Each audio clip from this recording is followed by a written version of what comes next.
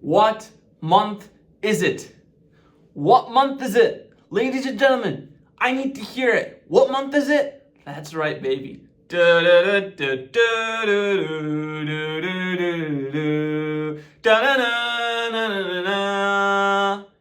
March, baby.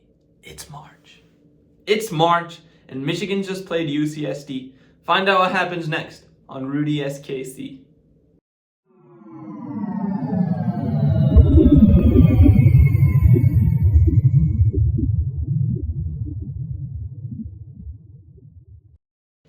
Yo, what's going on, guys? It's your guy Rudy SKC, and welcome to a brand new video. Michigan in the round of 64 takes down UCSD 68-65 in an absolute thriller, and the magic number is officially 5. It's officially 5, as in 5 more games to win to get to the national championship, or to win the national championship. It's March, ladies and gentlemen. Anything goes. Any win counts. It doesn't matter who you play. It doesn't matter how much you beat them by. It doesn't matter how well you shoot. It's March time, and every win counts the same. And the magic number for Michigan is now 5. It's now 5. As in the round of 32, the Sweet 16, the Elite 8, the Final 4, and the national championship. You guys let me know in the comment section right now, how far do you think Michigan is getting to get in the tournament? Because there's 5 games left. You think they can get up to the Sweet 16? You think they can get out of the opening tournament? Let's see it. Put it down in the comment section below. Me personally, I'm just here for a show. I want to see how far how much of a ride this baby can take us on. Because the expectations coming in were already, they're low, guys. They're low. I mean, if this team doesn't win, no harm, no foul. You had an ultra successful season. You went from being 8-25 to Big Ten tournament champions.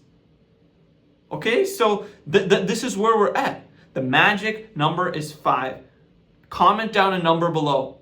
What do you think it's going to be? Do you think it's going to be 1 more game? Do you think it's going to be 2 more games? You think it's going to be 3 more games? Or do you think it's going to be 5? Do you think we can win the whole thing? Put it down. Let me see some numbers down there.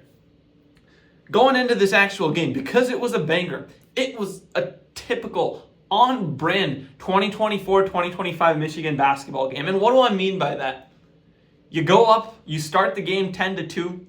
You go up by 10, go up by 12, you go up by 14 to end the first half. And everything comes crashing down to the ground. Don't we just love that as Michigans? Don't we love when you're playing a beautiful game? You're playing a beautiful game and everything somehow goes downhill. You just wait to see on the TV screen 7-0 run next to above the other team's score box. You just wait for that as a Michigan. It isn't a beautiful thing. I'm sure all Michigan fans would completely disagree with that because it is the most annoying thing. And it makes for entertaining TV. It does make for entertaining TV. Okay? I will give you that. It makes for entertaining TV. But as a fan with a heart, man, I don't know if I can take these close games, these close wins, eking out these victories. But they had a great start, they blow a lead, and then they close out the game. And that's, if Michigan wants to go far in the tournament, that's got to be the formula, okay? That's got to be the formula. I personally think, and I talked about this, when they had that final week of the regular season where they were racking up losses, they essentially lost their they lost their way out of a chance at an outright Big Ten title. I said, this team is done. If they can't come out and put this kind of effort on night in and night out, they're done. And I said the only thing that can get your season back on track is going out and winning a Big Ten title. And it was just a week of rest. That was all they needed. And now they're coming out guns blazing, and they're back to playing Michigan basketball. And whether you like it or not, this is how it's going to be.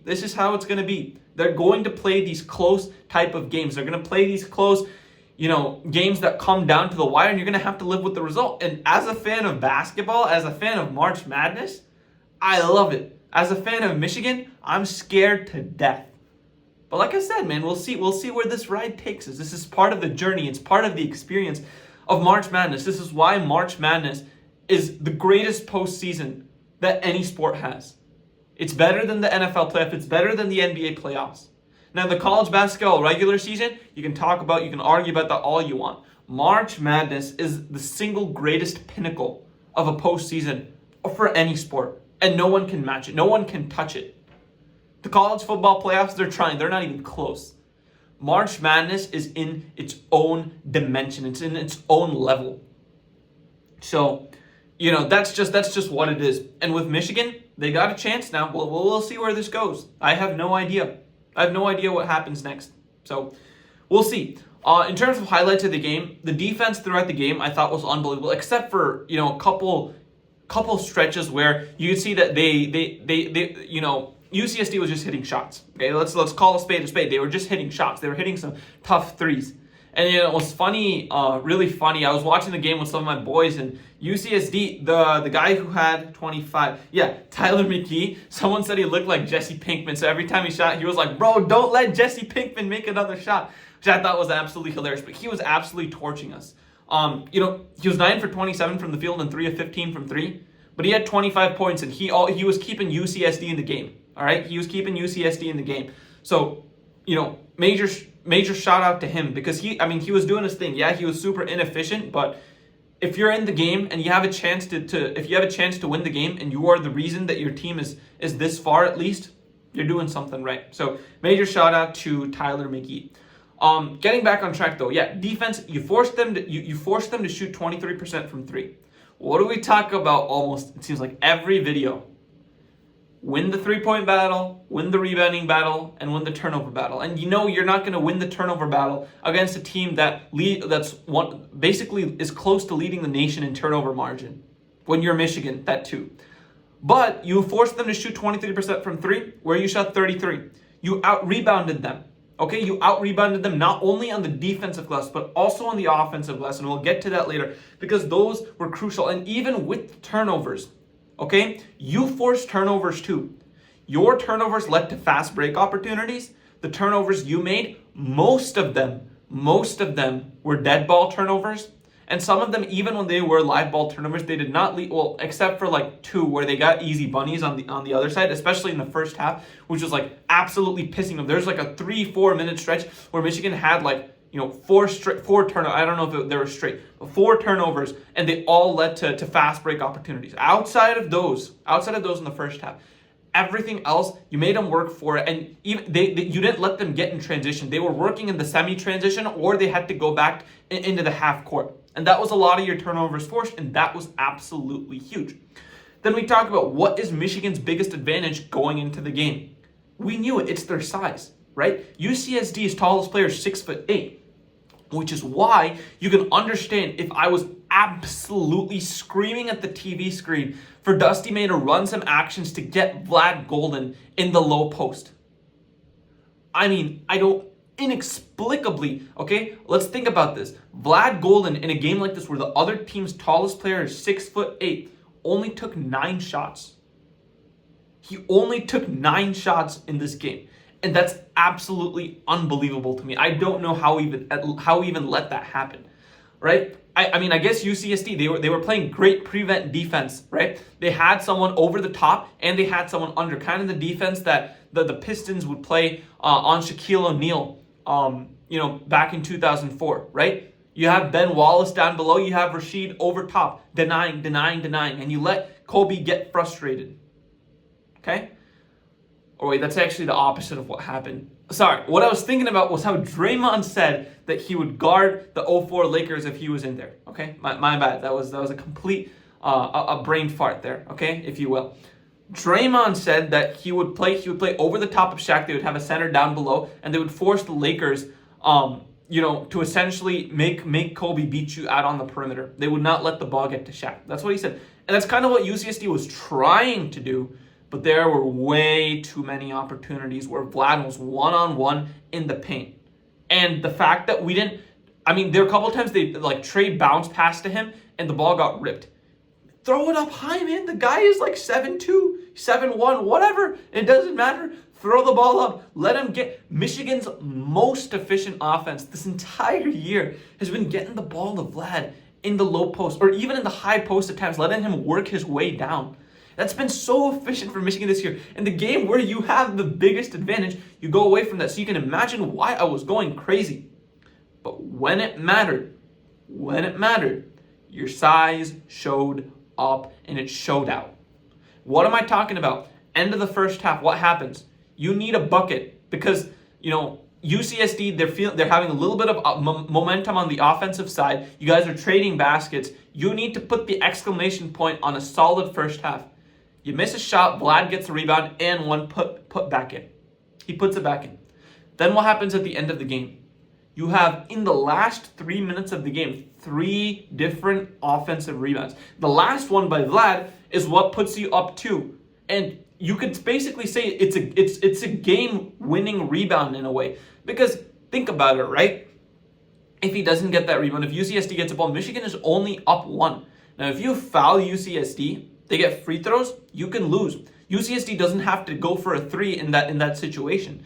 So from my perspective, I think those are absolutely huge plays, and that's where Michigan's size showed out. And I want to highlight Danny Wolf, 11 rebounds. That's exactly what I want to see out of Danny. He was a beast. He obviously didn't have his best offensive showing, right? He had a couple buckets, but we wouldn't see the vintage Danny Wolf that we would have liked to.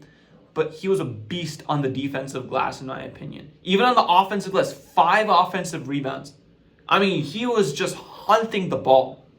He had some kind of magnet stuck on his hand that he was just pulling the ball towards, because he was not only doing that, every time he went up, he was forcing UCSD to foul. And sorry guys, my camera died. But anyways, I was saying Danny Wolf, every time that he was going up for these rebounds, he was forcing UCSD to foul, and Michigan ended up shooting 20 free throws.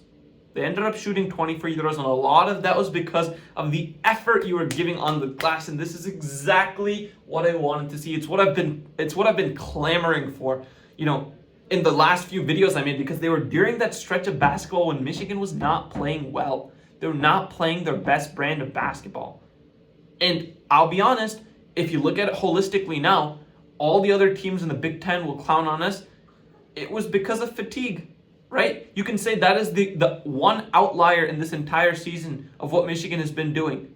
You are getting outworked. You're getting out-efforted on the defensive side of the ball. That's not something Michigan has been doing all year. No, that was just for that stretch. So that's something that for Michigan, it was an outlier that they can point to and say, guys, that was not who we are.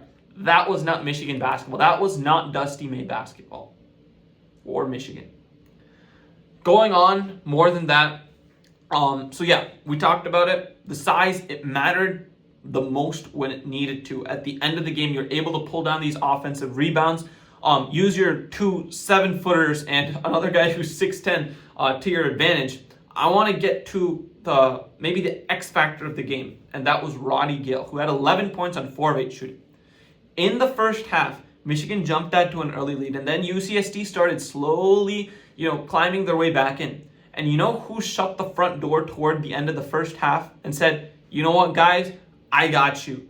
I'm going to make it so that this first half ends up being successful. We're not blowing the lead in the first half. We might blow the lead in the second half, but we're not blowing the lead in the first half. That was Roddy Gale.